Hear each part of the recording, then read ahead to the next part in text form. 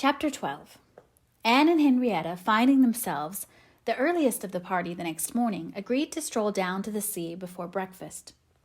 They went to the sands to watch the flowing of the tide, which a fine southeasterly breeze was bringing in with all the grandeur which so flat a shore admitted. They praised the morning, gloried in the sea, sympathized in the delight of the fresh-feeling breeze, and were silent, till Henrietta suddenly began again with, "Oh, yes, I am quite convinced that with very few exceptions, the sea air always does good. There can be no doubt of its having been of the greatest service to Dr. Shirley after his illness last spring 12-month.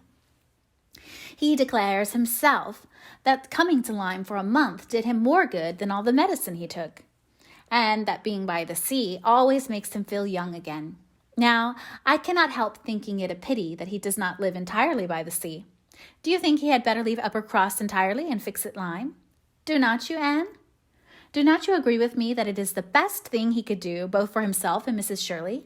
She has cousins here, you know, and many acquaintance, which would make it cheerful for her, and I am sure she would be glad to get to a place where she could have medical attendance at hand, in case of his having another seizure. Indeed, I think it quite melancholy to have such excellent people as Dr. and Mrs. Shirley, who have been doing good all their lives, wearing out their last days in a place like Uppercross, where, excepting our family, they seem shut out from all the world. I wish his friends would propose it to him. I really think they ought. And as to procuring a dispensation, there could be no difficulty at his time of life and with his character. My only doubt is whether anything could persuade him to leave his parish. He is so very strict and scrupulous in his notions.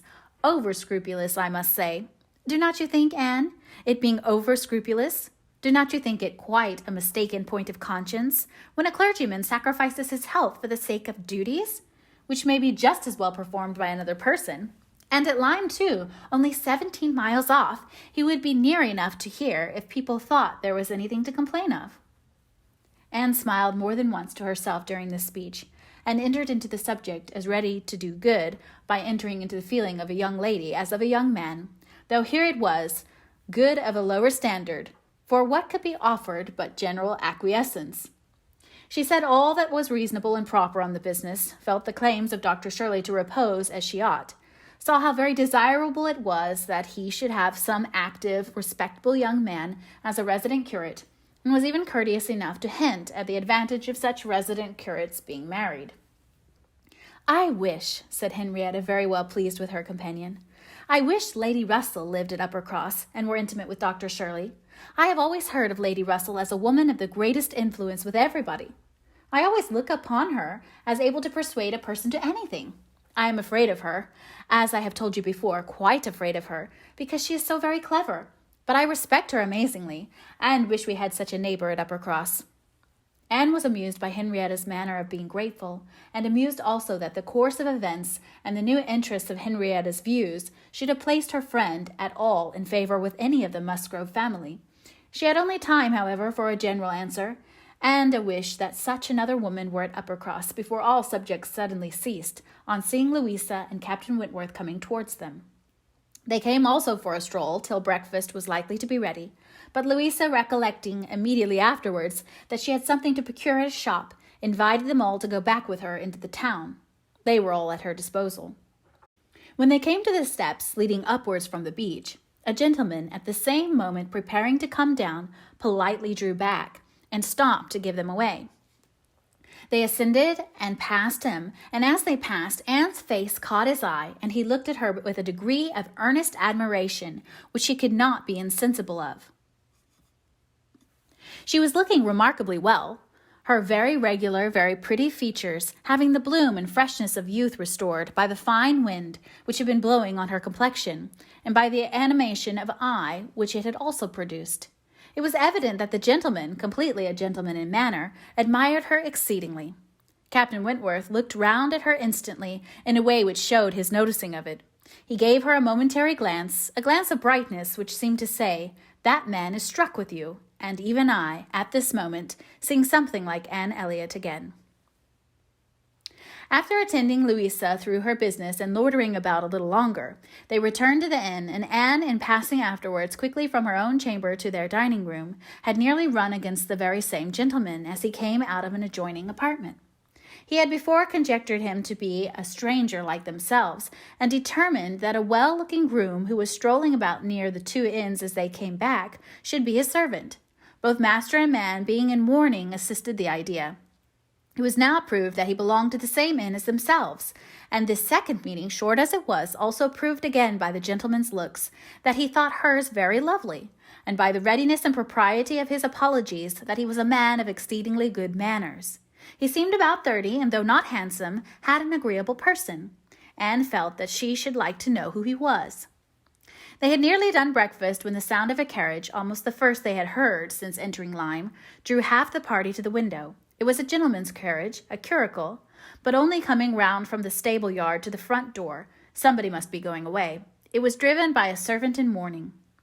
The word curricle made Charles Musgrove jump up, that he might compare it with his own. The servant in mourning roused Anne's curiosity, and the whole six were collected to look. By the time the owner of the curricle was to be seen, issuing from the door amidst the bows and civilities of the household, and taking his seat to drive off. "Ah," cried Captain Wentworth instantly, and with half a glance at Anne, "it is the very man we passed." The Miss Musgroves agreed to it, and having all kindly watched him as far up the hill as they could, they returned to the breakfast table. The waiter came into the room soon afterwards. "Pray," said Captain Wentworth immediately, "can you tell us the name of the gentleman who has just gone away?" "Yes, sir, a Mr. Elliot, a gentleman of large fortune, came in last night from Sidmouth." "Dare say you heard the carriage, sir, when you were at dinner, and going on now for Creekern, in this way to Bath in London." Elliot! Many had looked on each other, and many had repeated the name before all this had been got through, even by the smart rapidity of a waiter. "Bless me," said Mary, "it must be our cousin. It must be our Mr. Elliot. It must indeed. Charles, Anne, must not it? In mourning, you see, just as our Mr. Elliot must be. How very extraordinary! In the very same inn with us. Anne, must not it be our Mr. Elliot, my father's next heir? Pray, sir." Turning to the waiter, did not his servant say whether he belonged to the Kellynch family?" "No, ma'am, he did not mention no particular family, but he said his master was a very rich gentleman, and would be a baronet some day." "There, you see," cried Mary in an ecstasy. "Just as I said, heir to Sir Walter Elliot.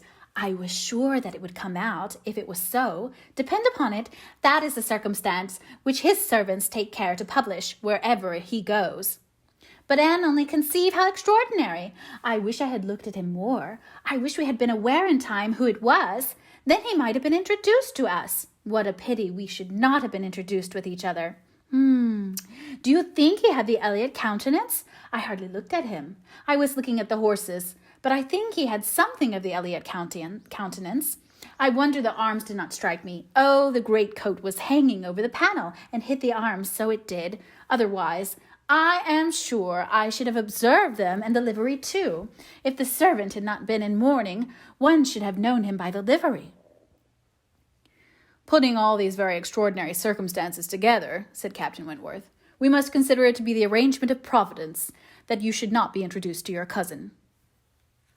When she could command Mary's attention, Anne quietly tried to convince her that their father and Mr. Elliot had not, for many years, been on such terms as to make the power of attempting an introduction at all desirable.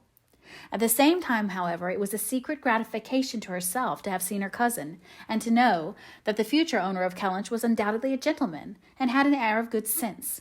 She would not upon any account mention her having met with him the second time. Luckily, Mary did not much attend to their having passed close by him in their earlier walk, but she would have felt quite ill-used by Anne's having actually run against him in the passage, and received his very polite excuses, while she had never been near him at all. No, that cousinly little interview must remain a perfect secret.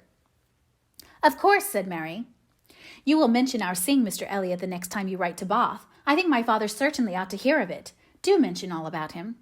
Anne avoided a direct reply, but it was just a circumstance which she considered not merely unnecessary to be communicated, but as what ought to be suppressed. The offense which had been given her father many years back she knew, Elizabeth's particular share in it she suspected, and that Mr. Elliot's idea always produced irritation in both was beyond a doubt. Mary never wrote to Bath herself.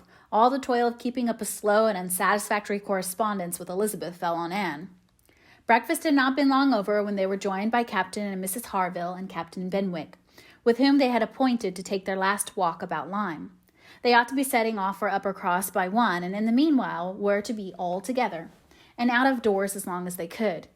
Anne found Captain Benwick getting near her as soon as they were all fairly in the street. Their conversation the preceding evening did not disincline him to seek her again, and they walked together some time, talking as before of Mr. Scott and Lord Byron, and still as unable as before, as unable as any other two readers to think exactly alike of the merits of either, till something occasioned an almost general change amongst their party, and instead of Captain Benwick, she had Captain Harville by her side. "Miss Elliot," said he, speaking rather low, "you have done a good deal in making the poor fellow talk so much. I wish he could have such company oftener. It is bad for him, I know, to be shut up as he is, but what can we do? We cannot part." "No," said Anne, "that I can easily believe to be impossible, but in time perhaps.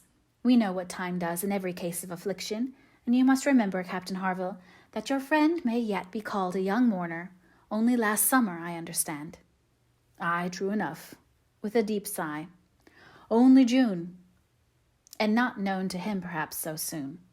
Not till the first week of August, when he came home from the Cape, just made into the Grappler. I was at Plymouth, dreading to hear of him. He sent in letters, but the Grappler was under orders from Portsmouth. There the news must follow him, but who was to tell? Not I. I would as soon have been run up in the yardarm. Nobody could do it but that good fellow," pointing to Captain Wentworth. "The Laconia had come into Plymouth the week before, no danger of her being sent to sea again. He stood his chance for the rest, wrote up for leave of absence, but without waiting the return, travelled night and day till he got to Portsmouth, rowed off to the Grappler that instant, and never left the poor fellow for a week. That's what he did, and nobody else could have saved poor James. You may think, Miss Elliot, whether he is dear to us." Anne did think on the question with perfect decision, and said as much in reply as her own feeling could accomplish, or as his seemed able to bear, for it was too much affected to renew the subject, and when he spoke again, it was of something totally different. Mrs. Harville's giving it as her opinion that her husband would have quite walking enough by the time he reached home, determined the direction of all the party in what was to be their last walk. They would accompany them to their door, and then return and set off themselves. By all their calculations, there was just time for this, but as they drew near the Cobb, there was such a general wish to walk along it once more, all were so inclined, and Louisa soon grew so determined, that the difference of a quarter of an hour, it was found, would be no difference at all. So with all the kind leave-taking and all the kind interchange of invitations and promises which may be imagined, they parted from Captain and Mrs. Harville at their own door, and still accompanied by Captain Benwick, who seemed to cling to them to the last, proceeded to make the proper adieus to the Cobb. Anne found Captain Benwick again drawing near her. Lord Byron's dark blue seas could not fail of being brought forward by their present view, and she gladly gave him all her attention as long as attention was possible. It was soon drawn perforce another way. There was too much wind to make the high part of the new Cobb pleasant for the ladies, and they agreed to get down to the steps to the lower, and all were contented to pass quietly and carefully down the steep flight, except Louisa. She must be jumped down them by Captain Wentworth. In all their walks, he had had to jump her from the stiles. The sensation was delightful to her. The hardness of the pavement for her feet made him less willing upon the present occasion. He did it, however. She was safely down, and instantly, to show her enjoyment, ran up the steps to be jumped down again. He advised her against it, thought she'd jar too great. But no, he reasoned and talked in vain. She smiled and said, "I am determined I will." He put out his hands. She was too precipitate by half a second. She fell on the pavement on the lower Cobb and was taken up lifeless. There was no wound, no blood, no visible bruises, but her eyes were closed. She breathed not. Her face was like death, the horror of the moment to all who stood around. Captain Wentworth, who had caught her up, knelt with her in his arms, looking on her with a face as pallid as her own, in an agony of silence. "She is dead! She is dead!" screamed Mary, catching hold of her husband and contributing with his own horror to make him immovable, and in another moment Henrietta, sinking under the conviction, lost her senses too, and would have fallen on the steps but for Captain Benwick and Anne, who caught and supported her between them. "Is there no one to help me?" were the first words which burst from Captain Wentworth in a tone of despair, and as if all his own strength were gone. "Go to him! Go to him!" cried Anne. "For heaven's sake, go to him! I can support her myself. Leave me and go to him. Rub her hands, rub her temples. Here are salts. Take them, take them!" Captain Benwick obeyed, and Charles at the same moment disengaging himself from his wife, they were both with him, and Louisa was raised up and supported more firmly between them, and everything was done that Anne had prompted, but in vain. While Captain Wentworth, staggering against the wall for his support, exclaimed in bitterest agony, "Oh God, her father and mother!" "A surgeon!" said Anne. He caught the word. It seemed to rouse him at once, and saying only, "True, true, a surgeon, this instant," was darting away when Anne eagerly suggested, "Captain Benwick, would not it better for Captain Benwick? He knows where a surgeon is to be found." Everyone capable of thinking felt the advantage of the idea, and in a moment, it was all done in rapid moments, Captain Benwick had resigned the poor corpse-like figure entirely to the brothers' care, and was off for the town with the utmost rapidity. As to the wretched party left behind, it could scarcely be said which of the three, who were more completely rational, was suffering most. Captain Wentworth, Anne, or Charles, who, really a very affectionate brother, hung over Louisa with sobs of grief, and could only turn his eyes from one sister to see the other in a state of insensible, or to witness the hysterical agitations of his wife, calling on him for help, which he could not give. Anne, attending with all the strength and zeal and thought which instinct supplied to Henrietta, still tried at intervals to suggest comfort to the others, tried to quiet Mary, to animate Charles, to assuage the feelings of Captain Wentworth. Both seemed to look to her for directions. "Anne, Anne," cried Charles, "what is to be done next? What in heaven's name is to be done next?" Captain Wentworth's eyes were also turned towards her. "Had not she better be carried to the inn?" "Yes, I am sure. Carry her gently to the inn." Yes, to the inn," repeated Captain Wentworth, comparatively collected and eager to be doing something. "I will carry her myself, Musgrove. Take care of the others." By this time the report of the accident had spread among the workmen and boatmen about the Cobb, and many were collected near them to be useful, if wanted, at any rate, to enjoy the sight of a dead young lady, nay, 2 dead young ladies, for it proved twice as fine as the first report.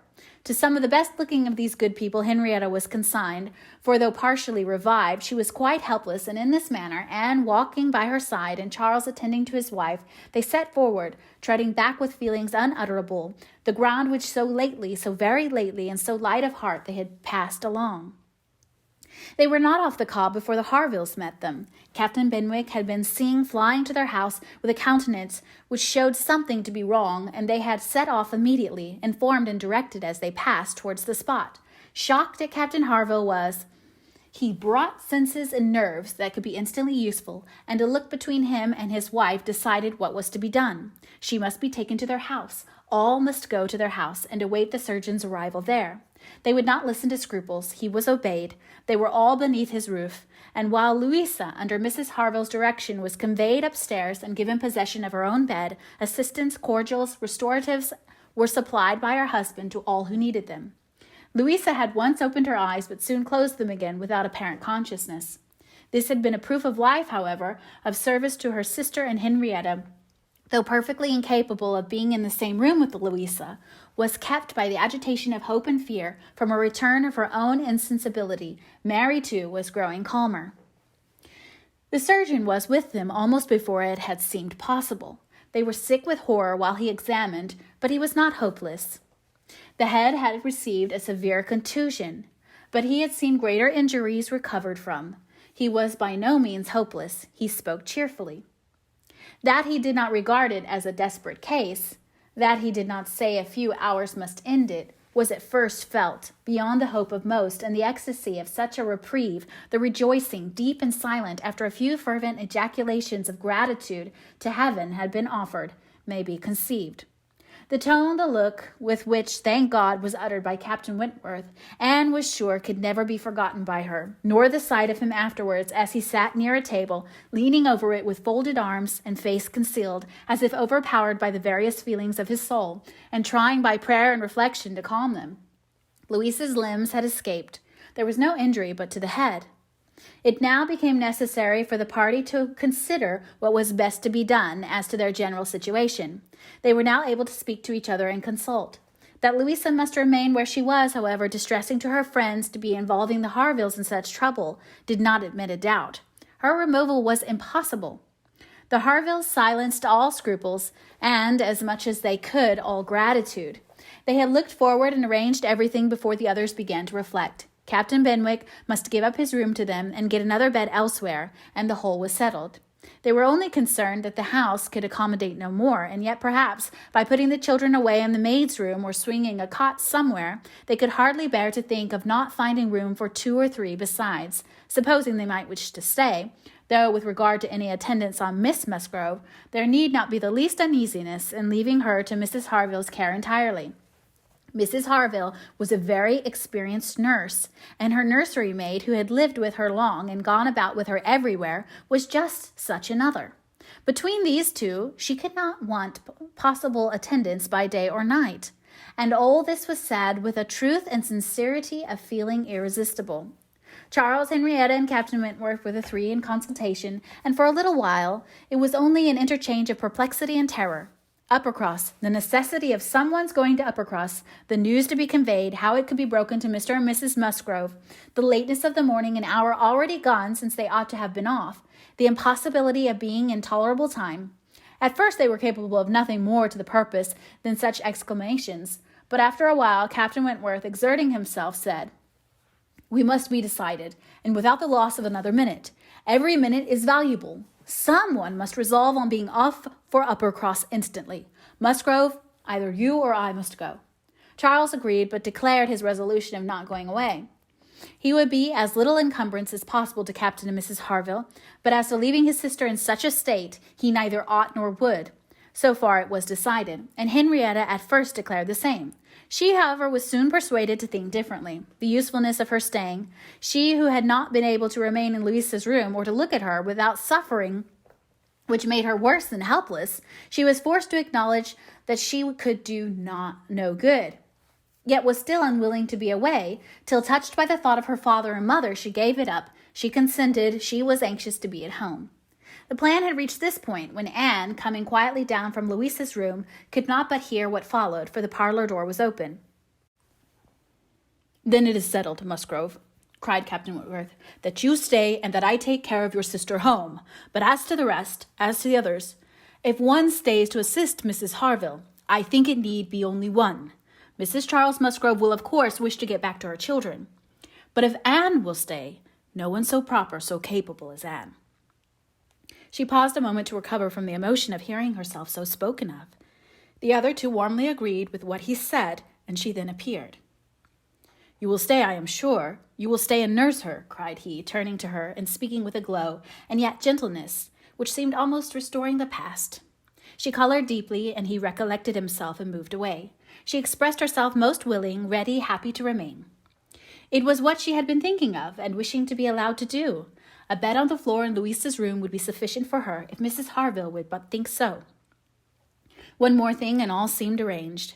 Though it was rather desirable that Mr. and Mrs. Musgrove should be previously alarmed by some share of delay, yet the time required by the Uppercross horses to take them back would be a most dreadful extension of suspense, and Captain Wentworth proposed, and Charles Musgrove agreed, that it would be much better for him to take a chaise from the inn and leave Mr. Musgrove's carriage and horses to be sent home the next morning early, when there would be the farther advantage of sending an account of Louisa's night. Captain Wentworth now hurried off to get everything ready on his part, and to be soon followed by the 2 ladies. When the plan was made known to Mary, however, there was an end of all peace in it. She was so wretched and so vehement, complained so much of injustice in being expected to go away instead of Anne, who was nothing to Louisa, while she was her sister and had the best right to stay in Henrietta's stead. Why was not she to be as useful as Anne, and to go home without Charles too, without her husband? No, it was too unkind, and in short, she said more than her husband could long withstand, and as none of the others could oppose when he gave way, there was no help for it. The change for Mary for Anne was inevitable. Anne had never submitted more reluctantly to the jealous and ill-judging claims of Mary, but so it must be, and they set off for the town, Charles taking care of his sister and Captain Benwick attending to her.